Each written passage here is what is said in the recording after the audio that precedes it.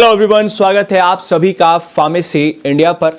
जो बच्चे जिस भी फार्मा कॉम्पिटिटिव एग्जाम की प्रिपरेशन कर रहे हैं, चाहे मैं बात करूं जीपैट की या फिर मैं बात करूं नाइपर की या फिर मैं बात करूं फार्मासिस्ट की, ड्रग इंस्पेक्टर की और कोई अन्य एग्जाम्स, तो आपके लिए आज के इस लेक्चर में मैं बताने जा रहा हूं फार्मास्यूटिकल केमिस्ट्री में हमारा एक टॉपिक है जो कि है इम्प्यूरिटीज इन फार्मास्यूटिकल्स। इसके ऐसे 15 क्वेश्चंस एक्सप्लेनेशन के साथ जो कि आपके हर एक कॉम्पिटिटिव एग्जाम के प्रिपरेशन में काफी मददगार होंगे। ऑल्दो ये टॉपिक इतना बड़ा नहीं है, बट स्टिल हम इसके 15 ऐसे टॉप क्वेश्चंस जो आपकी प्रैक्टिस में, आपकी तैयारी में मदद करेंगे, उनको हम आज डिस्कस करेंगे। तो चलिए शुरू करते हैं। उससे पहले अगर आप चैनल पर नए हैं, चैनल को सब्सक्राइब कर लीजिएगा। साथ ही साथ डाउनलोड करें pharmacy India mobile app from the Google play store. इसके माध्यम से आपको हर प्रकार की लेटेस्ट अपडेट्स प्राप्त होती रहेंगी। और साथ ही साथ आप गूगल पे विजिट कीजिएगा pharmacyindia.co.in। ये हमारी ऑफिशियल वेबसाइट है जहां से आपको latest updates, quizzes, daily job updates, previous year papers, current affairs, subjective blogs, college details etcetera सब आपको यहां पर हमारी इस ऑफिशियल वेबसाइट पर प्राप्त होगा। और लेटेस्ट अपडेट्स के लिए आप जुड़ सकते हैं व्हाट्सएप और टेलीग्राम चैनल्स के थ्रू। लिंक्स नीचे डिस्क्रिप्शन में दिए गए हैं, उनके माध्यम से फॉलो कर सकते हैं। और आप हमारे साथ जुड़ सकते हैं हमारे अन्य यूट्यूब चैनल्स पर। आप अगर तैयारी कर रहे हैं किसी भी फार्मा कॉम्पिटिटिव एग्जाम की, तो आप सब्सक्राइब कर सकते हैं फार्मेसी इंडिया यूट्यूब चैनल। और साथ ही साथ अगर आप डी फार्मा की तैयारी कर रहे हैं, चाहे आप सेमेस्टर एग्जाम्स की या किसी पर्टिकुलर बोर्ड एग्जाम्स की, तो आप जुड़ सकते हैं फार्मेसी इंडिया लाइव के साथ। और आपको डेली जॉब अपडेट्स के रिगार्ड में सारी इंफॉर्मेशंस चाहिए कि किस जॉब का क्या जो है बेसिकली कहां से आता है, फार्मा जॉब्स का, वो भी आपको मिल जाएगा फार्मेसी इंडिया जॉब्स पर। आप इनके थ्रू जुड़ सकते हैं और अपने रेस्पेक्टिव एग्जाम्स की प्रिपरेशन कर सकते हैं। और न्यूज से रिलेटेड या फिर फार्मा अपडेट से रिलेटेड आपको फार्मेसी इंडिया जॉब्स पर अपडेट मिलेंगी। चलिए अब शुरू करते हैं। सबसे पहला क्वेश्चन आता है, which of the following is not a type of impurity in pharmaceutical substances. अब बेसिकली ये बोला गया है कि इनमें चारों ऑप्शन में से एक ऑप्शन ऐसा है जो हमारा एक फार्मास्यूटिकल सब्सटेंसेस में, जो ड्रग्स हैं, हमारी मेडिसिन हैं, उनमें इंप्यूरिटी, अशुद्धियां नहीं है। तो इनऑर्गेनिक इंप्यूरिटीज हैं, ऑर्गेनिक इंप्यूरिटीज हैं, रेजिडुअल सॉल्वेंट्स हैं या माइक्रोबियल इंप्यूरिटीज हैं। अगर हम ड्रग सब्सटेंस के कंपैरिजन में बात करें, इनऑर्गेनिक इंप्यूरिटीज हो सकती है जैसे मिनरल्स विनरल्स होते हैं एटसेट्रा। ठीक है, आंसर होगा हमारा क्या, माइक्रोबियल इंप्यूरिटीज। ठीक है, माइक्रोबियल इंप्यूरिटीज हमारे एक प्रकार के इंप्यूरिटी नहीं होते हैं जो आप जिनको कंसीडर करें अपना किस में, फार्मास्यूटिकल ड्रग्स में या सब्सटेंसेस में। माइक्रोबियल कंटामिनेशन जैसे बैक्टीरिया हुआ, फंगाई हुआ या वायरसेस हुआ, तो यहां पर आप कह सकते हो कि ये अनवांटेड माइक्रो ऑर्गेनिजम्स हैं जो आपके किसी एक पर्टिकुलर ड्रग में या एक फार्मास्यूटिकल सब्सटेंसेस में आ गए हैं। ठीक है, अब माइक्रोबियल इंप्यूरिटीज जो होती हैं, आप इनको एक फार्मास्यूटिकल इंप्यूरिटीज में काउंट नहीं कर सकते हैं।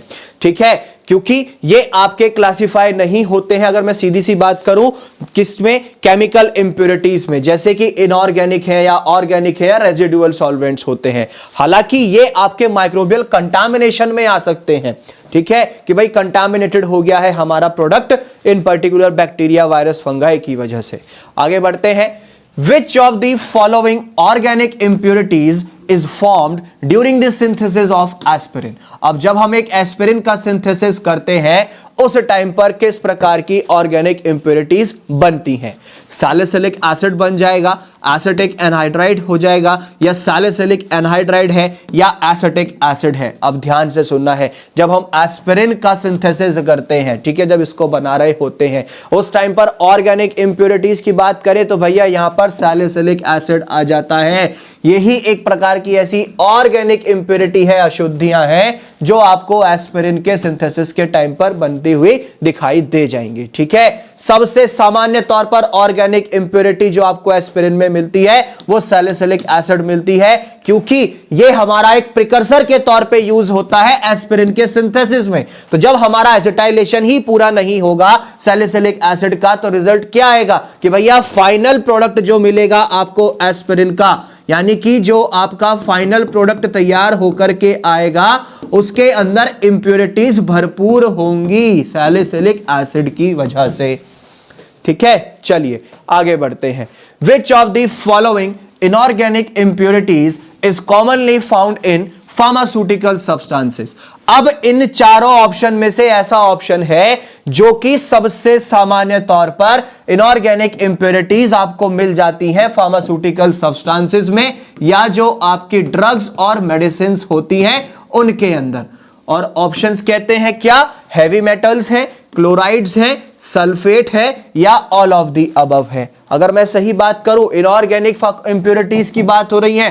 रॉ हैवी मेटल्स जैसे आपके लेड होते हैं, ठीक है, आयरन है, ये इस्तेमाल किए जाते हैं। अब क्लोराइड है, सल्फेट है। आपने सुना होगा कि हम लिमिट टेस्ट करते हैं। लिमिट टेस्ट किस लिए? कि स्मॉल क्वांटिटी में जो इंप्योरिटीज हमारी मौजूद होती हैं हम उनका पता लगाते हैं, उन पे कंट्रोल करते हैं, और इन तीनों के ही तो लिमिट टेस्ट किए जाते हैं, है ना। तो भाई इन तीनों की वजह से ही तो इंप्योरिटीज आपको आपके फार्मास्यूटिकल सब्सटेंसेस में देखने को मिल सकती हैं। हैवी मेटल्स में जैसे आपका लेड है, मरकरी है, कैडमियम है, ठीक है, ये सबसे सामान्य तौर पर इनऑर्गेनिक इंप्योरिटीज होते हैं अगर किसी ड्रग में मौजूद हैं, ठीक है, या किसी एक फार्मास्यूटिकल सब्सटेंसेस में। ये रॉ मटेरियल से आते हैं, जैसे हम कैटलिस्ट यूज करते हैं, ठीक है, सिंथेसिस के टाइम पे, या कोई पर्टिकुलर इक्विपमेंट अगर हम यूज कर रहे हैं किसी भी ड्रग की प्रोडक्शन में, ये टॉक्सिक भी हो सकते हैं और इनकी जो लिमिट आती है वो काफी कम होती है। वहीं पर क्लोराइड्स की बात करें तो जैसे क्लोराइड आयंस है, ये आपके किसी भी फार्मास्यूटिकल प्रोडक्ट में मौजूद हो सकते हैं इंप्योरिटीज की फॉर्म में। स्पेशली कब? जब आप क्लोराइड सॉल्ट्स का या फिर आप एक ऐसा कंपाउंड बना रहे हैं जिसमें क्लोराइड कंपाउंड्स का इस्तेमाल करना बहुत जरूरी है, ठीक है। तो ये आपकी स्टेबिलिटी और जो उस प्रोडक्ट की गुणवत्ता है, यानी कि उस प्रोडक्ट की जो आपकी क्वालिटी होगी वो उसको प्रभावित कर देगी। नेक्स्ट आता है सल्फेट। अब जो हमारे सल्फेट आयंस होते हैं ये सबसे सामान्य तौर पर आपको इनऑर्गेनिक इंप्योरिटीज में देखने को मिलते हैं किसी भी सामान्य फार्मास्यूटिकल ड्रग में, ठीक है। ये आते कैसे हैं? जहां पर आप एक सल्फर कंटेनिंग कंपाउंड्स का इस्तेमाल करते हैं ना, ठीक है, वहां पर आपको सबसे ज्यादा देखने को मिलते हैं। Next question, which of the following residual solvents is limited in pharmaceutical substances by the ICH-Q3C guideline। अब जो ये हमारा जो ICH-Q3C गाइडलाइन है इसके अनुसार ऐसा कौन सा रेजिडुअल सॉल्वेंट है जो किसी भी एक फार्मास्यूटिकल सब्सटेंस में लिमिटेड में ही होगा, सीमित मात्रा में ही होगा? वाटर है, इथेनॉल है, मीथेनॉल है, या टॉलुइन है? जल्दी जल्दी से बताइए। और अगर मैं सही आंसर की बात करता हूं, सही आंसर है ऑप्शन नंबर डी, यानी कि toluene.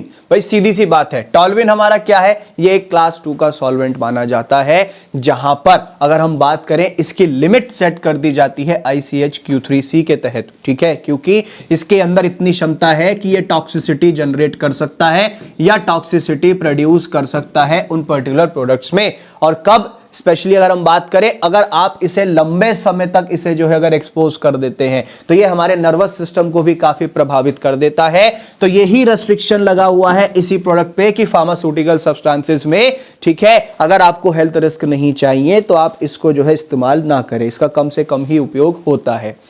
Which of the following is the most common source of impurities in pharmaceutical substances? अब बेसिकली ऐसा कौन सा एक सोर्स है या स्रोत है जिसकी वजह से सबसे ज्यादा सामान्य तौर पर आपको फार्मास्यूटिकल सब्सटेंसेस में यानी कि ड्रग प्रोडक्ट्स में आपको इंप्योरिटीज मिलेंगी? तो ये रॉ मटेरियल है, मैन्युफैक्चरिंग प्रोसेस है, पैकेजिंग है, या स्टोरेज है? अगर मैं सही बात करता हूं इन चारों ऑप्शंस की तो सही आंसर है हमारा रॉ मटेरियल। रॉ मटेरियल को आप हिंदी में अगर मैं सिंपल सरल भाषा में बताऊं तो कच्चा माल जो होता है या जो कच्ची सामग्री होती है, ठीक है, ये बेसिकली वो ही है। अब आपको कोई प्रोडक्ट बनाना है तो भाई इंग्रेडिएंट्स तो इकट्ठा करने होंगे, तो सबसे ज्यादा मोस्ट कॉमन सोर्स जो होता है वो रॉ मटेरियल होता है। किसी भी ड्रग सब्सटेंस की अगर मैं बात करूं, फार्मास्यूटिकल सब्सटेंसेस की, जहां पर इंप्योरिटीज हो जाती हैं। अब इनके अंदर नेचुरल और सिंथेटिक इंप्योरिटीज होती हैं जो कि आपकी मैन्युफैक्चरिंग प्रोसेस में आ सकती हैं और जिसकी वजह से आगे जाकर के जो क्वालिटी है वो प्रभावित हो जाएगी, जो प्योरिटी है वो प्रभावित हो जाएगी। और अगर आपको हाई क्वालिटी के रॉ मटेरियल्स चाहिए तो आपको अगर अपने प्रोडक्ट में कम से कम इंप्योरिटीज चाहिए या चाहिए ही नहीं तो उसके लिए हाई क्वालिटी रॉ मटेरियल का इस्तेमाल करना पड़ेगा। चलो आगे बढ़ जाते हैं। अब बात आती है नेक्स्ट क्वेश्चन की। Dash is an example of impurities causing technical difficulties while using the substances in which it is present। अब ऐसा एक एग्जांपल दो, उदाहरण दो जिसमें इंप्योरिटीज मौजूद होती हैं जिसकी वजह से आगे जाकर के टेक्निकल डिफिकल्टीज आ सकती हैं। जैसे अगर आप टैबलेट बना रहे हो, कैप्सूल बना रहे हो, ठीक है, तो वहां पर कोई सब्सटेंस तो कोई मौजूद है। अब ऑप्शंस कहते हैं कि वहां पर कार्बोनेट इंप्योरिटी मौजूद है अमोनिया सॉल्यूशन में, या फिर लेड और आर्सेनिक इंप्योरिटीज मौजूद है, या फिर सोडियम सॉल्ट्स की इंप्योरिटीज मौजूद है पोटेशियम सॉल्ट्स में, या फिर नन ऑफ द अबव। और सही आंसर है हमारा कि जो कार्बोनेट इंप्योरिटीज हैं वो प्रेजेंट हैं अमोनिया सॉल्यूशन में, अल्कलाइन मीडियम में। सीधी सी बात है।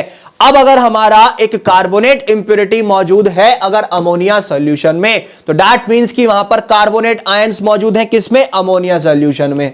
ठीक है जी, जिसकी वजह से टेक्निकल डिफिकल्टीज आ रही हैं, स्पेशली अगर हम एक बड़े स्तर पे जैसे इंडस्ट्रियल प्रोसेसेस में यूज करते हैं। कार्बोनेट इंप्योरिटीज जो है वो आगे जाकर के अमोनिया से रिएक्ट करेंगी, जिसकी वजह से जो केमिकल प्रॉपर्टीज हैं वो चेंज हो जाएंगी, वो प्रभावित हो जाएंगी और सॉल्यूशन जो है आपका जिस पर्टिकुलर पर्पस के लिए आप बना रहे हैं वो एक्टिविटी वो प्रोड्यूस नहीं कर पाएगा, उसकी एफिकेसी काफी कम हो जाएगी। जैसे केमिकल सिंथेसिस में या फिर अगर हम फर्टिलाइजर्स बना रहे हैं तब प्रभावित हो जाता है। आगे बढ़ते हैं। Which impurity produce toxic effect on body. अब ऐसी कौन सी इंप्योरिटी है इन ऑप्शंस में से जो हमारे शरीर पर जहरीला प्रभाव डाल सकती है?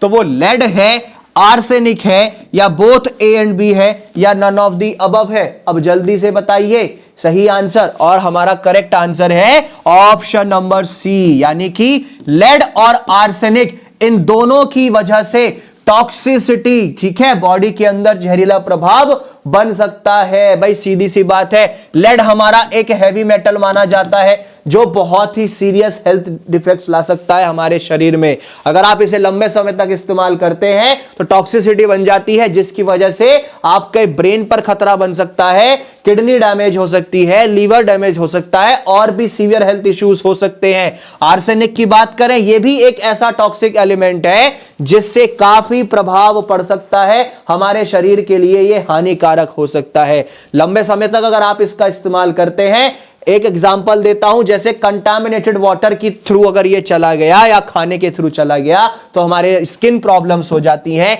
कैंसर जैसी परेशानी हो सकती है, बीमारी हो सकती है, कार्डियोवास्कुलर डिजीजेस हो सकती हैं, आपकी हार्ट डिजीजेस, और आपके ब्रेन डिफेक्ट्स भी हो सकते हैं, न्यूरोलॉजिकल डिफेक्ट्स भी हो सकते हैं। चलो आगे बढ़ते हैं। आप जिस भी फार्मा कॉम्पिटिटिव एग्जाम की प्रिपरेशन कर रहे हैं उसके लिए मैं आपको रिकमेंड करता हूं डिफरेंट बुक्स। जैसे अगर आप जीपैट की प्रिपरेशन कर रहे हो तो जीपैट बूस्टर और जीपैट पंच आप इन बुक्स को ऑर्डर कर सकते हैं। साथ ही साथ अगर आप फार्मासिस्ट की प्रिपरेशन कर रहे हैं तो 7 मॉड्यूल्स आता है फार्मासिस्ट एस्पिरेंट्स के लिए स्टडी मटेरियल, और पिछले 30 सालों के क्वेश्चन पेपर्स इंक्लूडेड हैं मिशन फार्मासिस्ट बुक के अंतर्गत, उससे आप अपनी प्रिपरेशन और अच्छे से कर सकते हैं। अगर आप ड्रग इंस्पेक्टर की तैयारी कर रहे हैं तो मिशन ड्रग इंस्पेक्टर आपको रिकमेंड करता हूं। पिछले 30 सालों के क्वेश्चन पेपर्स इसमें इंक्लूडेड हैं। ये मिलेंगे कहां पर? ये आपको हमारे फ्लिपकार्ट प्लेटफॉर्म के थ्रू और अमेजॉन के थ्रू आपको मिल जाएंगे कैश ऑन डिलीवरी पर, और इवन आप हमारे फार्मेसी इंडिया मोबाइल ऐप से भी इनको ऑर्डर कर सकते हैं, अपनी प्रिपरेशन और बेहतर बना सकते हैं इनके साथ।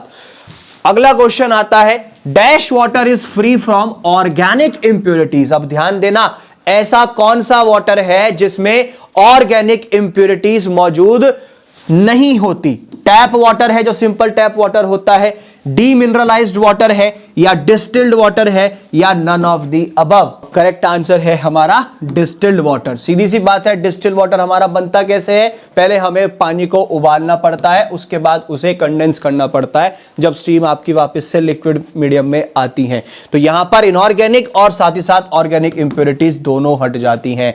अब जब बॉइलिंग प्रोसेस हम इस्तेमाल कर रहे हैं तो दैट मींस माइक्रो ऑर्गेनिजम्स भी नहीं होंगे और जो वोलेटाइल ऑर्गेनिक कंपाउंड्स होंगे वो भी सब चले जाएंगे। तो डिस्टिल्ड वाटर जो है हमारा माना जाता है कि ये ऑर्गेनिक इंप्योरिटीज से बिल्कुल फ्री होता है, इसमें होती ही नहीं है। Next, what is the primary cause of enantiomeric impurities in pharmaceutical products? अब जो हमारा फार्मास्यूटिकल प्रोडक्ट्स होते हैं उसमें एनेंशियोमेरिक इंप्योरिटीज का कारण क्या होता है? आप रेजिडुअल सॉल्वेंट्स का इस्तेमाल करते हैं, या फिर जो मैन्युफैक्चरिंग प्रोसेस है उसमें कोई एरर आ गया है, या फिर रेसमाइजेशन होता है सिंथेसिस के टाइम पर, या फिर डिग्रेडेशन हो जाता है स्टोरेज की वजह से। सही आंसर बनता है हमारा कि भाई जो रेसमाइजेशन हो रहा है सिंथेसिस के टाइम पे, यही एक कारण बनता है एनेंशियोमेरिक इंप्योरिटीज का किसी भी फार्मास्यूटिकल सब्सटेंसेस में, प्रोडक्ट्स में, यानी कि ड्रग्स और मेडिसिन। एनेंशियोमेरिक इंप्योरिटीज की बात करूं तो ये हमारे कायरल ड्रग्स के लिए स्पेसिफिक होते हैं। एक ऐसा मॉलिक्यूल जिसके अंदर किसी भी प्रकार की कोई non super impossible mirror images नहीं होती है, एनेंशियोमर उन्हीं को कहा जाता है। अब ये इंप्योरिटीज आती क्यों है? रेसमाइजेशन की वजह से। एक ऐसा प्रोसेस जहां पर जो ये एनेंशियोमर्स होते हैं हमारे, ये जो है बेसिकली कन्वर्ट हो जाते हैं जब कोई पर्टिकुलर हम सिंथेसिस या स्टोरेज करते हैं ना, उसके जस्ट बिल्कुल ऑपोजिट। ठीक है, अब आप ये कह सकते हैं कि भैया जब ये एनेंशियोमर्स यहां पर हैं तो ये कभी कभार एक डिफरेंट फार्माकोलॉजिकल एक्टिविटीज प्रोड्यूस कर देते हैं, इसीलिए एनेंशियोमर्स जो है हमारे एनेंशियोमेरिक इंप्योरिटीज के नाम से जाने जाते हैं। Which analytical technique is most effective for detecting inorganic impurities? अब ऐसी कौन सी एक एनालिटिकल टेक्निक है जिसका आप इस्तेमाल करते हैं इनऑर्गेनिक इंप्योरिटीज का पता लगाने में? तो ICP-MS है, लिक्विड क्रोमेटोग्राफी है, गैस क्रोमेटोग्राफी है, यूवी विजिबल स्पेक्ट्रोस्कोपी है, और सही आंसर है हमारा ICP-MS। सीधी सी बात है, inductively coupled plasma mass spectroscopy जिसको हम ICP-MS कहते हैं, ये सबसे ज्यादा इस्तेमाल किया जाता है इंप्योरिटीज, इनऑर्गेनिक इंप्योरिटीज का पता लगाने में। जैसे हमारे हैवी मेटल्स का अगर हमें पता लगाना है इंप्योरिटीज है या नहीं है, ये सबसे ज्यादा सेंसिटिव होता है और साथ ही साथ इसमें इतनी क्षमता है कि ये डिटेक्ट करके बता देगा आपको पार्ट्स पर ट्रिलियन में, यानी कि PPT लेवल में भैया कितनी इंप्योरिटीज मौजूद हैं। Next, which of the following is the primary source of degradation impurities in pharmaceutical substances? अब बेसिकली सबसे मेजर सोर्स कौन सा होगा डिग्रेडेशन इंप्योरिटीज का फार्मास्यूटिकल सब्सटेंसेस में? रेजिडुअल सॉल्वेंट्स होंगे, इनकम्पैटिबिलिटी बन रही है एक्सिपिएंट्स के साथ जो यूज हो रहे हैं, या फिर इंटरेक्शन हो रहा है पैकेजिंग मटेरियल के साथ, या फिर माइक्रोबियल कंटामिनेशन है कि भाई माइक्रोब्स उसके अंदर एंटर हो रहे हैं, जैसे हमारे वायरस होता है, फंगाई होता है, पैरासाइट्स होते हैं, एटसेट्रा। और अगर मैं बात करता हूं, सही आंसर है कि जब हमारा पैकेजिंग मटेरियल के साथ इंटरेक्शन होता है उसी की वजह से जो है हमारे डिग्रेडेशन इंप्योरिटीज किसी भी ड्रग में, मेडिसिन में आती हैं। डिग्रेडेशन इंप्योरिटीज मतलब कब होते हैं? जब कोई हमारा API यानी कि एक्टिव फार्मास्यूटिकल इंग्रेडिएंट या एक्सिपिएंट केमिकल रिएक्शन में चला जाता है, किसकी वजह से? स्टोरेज कंडीशन बिल्कुल ठीक नहीं थी, इनएप्रोप्रिएट स्टोरेज थी, ठीक है, या फिर पैकेजिंग मटेरियल्स के साथ जब वो इंटरेक्ट कर जाता है तब हमारी ये डिग्रेडेशन इंप्योरिटीज मौजूद हो जाती हैं या उनकी प्रेजेंस आ जाती है। Which type of impurity is most likely to result from the use of non-purified water in drug manufacturing? अब किस प्रकार की impurity सबसे ज्यादा देखने को मिलती है अगर हम एक नॉन प्यूरिफाइड वाटर का इस्तेमाल कर रहे हैं ड्रग मैन्युफैक्चरिंग के टाइम पे, ड्रग के दवाइयों के निर्माण के टाइम पे? एनेंशियोमेरिक इंप्योरिटीज होंगी, रेजिडुअल सॉल्वेंट इंप्योरिटी है, इनऑर्गेनिक इंप्योरिटी है, या जेनोटॉक्सिक इंप्योरिटी है? अब अगर मैं सही आंसर की बात करूं तो वो है हमारी इनऑर्गेनिक इंप्योरिटीज ही तो देखने को मिलेंगी भाई। सीधी सी बात है, इनऑर्गेनिक इंप्योरिटीज जैसे हैवी मेटल्स हैं या आपके आयनिक कंटामिनेंट्स हो जाते हैं, यही मोस्टली आपको देखने को मिलते हैं अगर आप नॉन प्यूरिफाइड वाटर का इस्तेमाल कर रहे हैं ड्रग्स के निर्माण में। जैसे टैप वाटर यूज कर लिया आपने तो इसमें आपका कैल्शियम आ सकता है, मैग्नीशियम, सोडियम या क्लोराइड या सल्फेट आयंस एक फाइनल प्रोडक्ट्स में, इनकी वजह से परेशानी आपको देखने को मिलेगी। तो ये जो इंप्योरिटीज होती हैं इनसे क्या होता है, स्टेबिलिटी आपकी काफी हद तक कम होती चली जाती है और जो सॉल्युबिलिटी है वो काफी कम हो जाती है। इवन साथ ही साथ टॉक्सिसिटी भी जनरेट हो जाती है उन पर्टिकुलर प्रोडक्ट्स में। What is the purpose of impurity profiling in pharmaceutical products? अब बेसिकली impurity profiling का क्या एक मेन काम होता है या मोटो होता है हमारे फार्मास्यूटिकल प्रोडक्ट्स में कि भैया हमें ड्रग के फार्माकोडायनेमिक्स के बारे में बताना है या फिर हमें जो इंप्योरिटीज होती हैं एक सेफ्टी असेसमेंट के तौर पे उसका डिटेक्ट करना, उसके बारे में पता लगाना और उसको क्वांटिफाई करना। साथ ही साथ हमें सॉल्युबिलिटी को और बढ़ाना हो एक्टिव फार्मास्यूटिकल इंग्रेडिएंट्स की या फिर बायो अवेलेबिलिटी बढ़ानी हो ड्रग्स की, उनको सुधारना हो, वो आ जाता है इसके अंतर्गत। सही आंसर है हमारा कि भाई यहां पर हम ये पता लगाते हैं कि जो इंप्योरिटीज हैं हमारी एक सेफ्टी पर्पस से वो कितनी है, ठीक है, और वो बेसिकली हमें पता चली या नहीं वो यहीं से पता चल पाता है। Next, which type of impurity arises from interactions between APIs and excipients in a formulation. अब एक किस प्रकार की ऐसी इंप्योरिटीज हैं जो आपकी आती हैं कब, जब एक्टिव फार्मास्यूटिकल इंग्रेडिएंट्स और एक्सिपिएंट्स एक किसी पर्टिकुलर फॉर्मुलेशन में आपस में एक साथ इंटरैक्ट करते हैं। तो फॉर्मुलेशन रिलेटेड इंप्योरिटीज की वजह से या फिर रेजिडुअल सॉल्वेंट इंप्योरिटीज मिलेंगी या फिर इनऑर्गेनिक इंप्योरिटीज मिलेंगी या डिग्रेडेशन इंप्योरिटीज मिलेंगी। सही आंसर है हमारा कि फॉर्मुलेशन रिलेटेड इंप्योरिटीज बन जाती हैं। ये वो इंप्योरिटीज हैं आती क्यों है भाई, जब आपने एपीआईज और एक्सिपिएंट्स को, एक्टिव फार्मास्यूटिकल इंग्रेडिएंट्स और एक्सिपिएंट्स को एक साथ बेसिकली आपने यूज किया है तो वो इंटरेक्ट करते हैं। क्यों भाई, वहां पर इनकम्पैटिबिलिटी बन जाती है, ठीक है। उस पर्टिकुलर एक ड्रग प्रोडक्ट के अंदर जो भी आप फॉर्मुलेशन कर रहे हैं एक्सिपिएंट्स डाले जाते हैं जिससे कि ड्रग की प्रॉपर्टीज और सुधर जाए, लेकिन जब बेसिकली ये एपीआई के साथ यहां पर केमिकल रिएक्शन होता है तो बाय प्रोडक्ट्स या डिग्रेडेशन प्रोडक्ट्स बनने लगते हैं, किसकी वजह से, इनकम्पैटिबिलिटी की वजह से। और last question, what is the most commonly used technique for the quantification of residual solvents in pharmaceutical products. अब सबसे सामान्य तौर पर ऐसी कौन सी टेक्निक है जिसका इस्तेमाल होता है रेजिडुअल सॉल्वेंट्स को क्वांटिफाई करने के लिए फार्मास्यूटिकल प्रोडक्ट्स में यानी कि ड्रग्स में? यूवी विजिबल स्पेक्ट्रोस्कोपी है, गैस क्रोमेटोग्राफी है, high performance liquid chromatography HPLC है या मास स्पेक्ट्रोस्कोपी है। सबसे ज्यादा इस्तेमाल करते हैं गैस क्रोमेटोग्राफी। सीधी सी बात है, गैस क्रोमेटोग्राफी एक ऐसी टेक्निक है हमारी जो सबसे ज्यादा प्रेफर की जाती है रेजिडुअल सॉल्वेंट्स के लिए किसी भी पर्टिकुलर फार्मास्यूटिकल सब्सटेंसेस में, ड्रग्स में। क्यों? क्योंकि सेंसिटिविटी काफी ज्यादा होती है और इसमें इतनी क्षमता है कि ये सेपरेट करने में जो वॉलेटाइल ऑर्गेनिक कंपाउंड्स होते हैं ना उनको सेपरेट भी कर देती है और उनको क्वांटिफाई भी कर देती है,